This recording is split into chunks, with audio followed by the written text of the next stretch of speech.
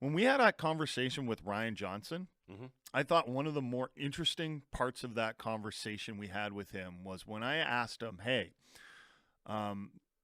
do you ever get pushback from players on the way that on what you're telling those players what you need from them?" Right. And he said, "Yeah, there are some players where you get like the 50-yard stare when you say we need you to do this, because those players have come up through either junior or college and said and been like, no, I'm like the leading scorer on the team. I'm the star.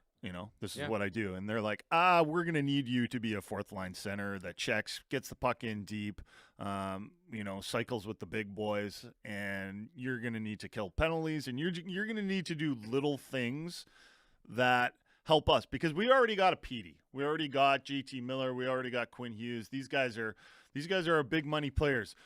You're not. Right. And you can't forget that. You're here to play a role. It's not going to be a huge role. It's still going to be an important role, and you need to embrace that, because if you don't embrace that, you will not be with this team. So a few things on that. One, Sasson pretty much fits that profile that you're talking about, because he was a pretty decorated scorer over the couple years that he spent at Western Michigan. I think he was like 13th in collegiate hockey last year in points per game. He was better than a point-a-game player. So offensively, he was obviously leaned on to do the things that prominent offensive players would do. Probably not going to be the case at the next level for him. I'm just being honest.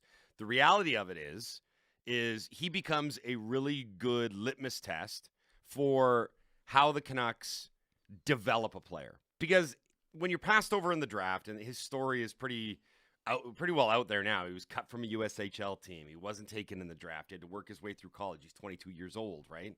The understanding is that you've got the internal drive to mold yourself into a player. They're going to help you do that at the next level.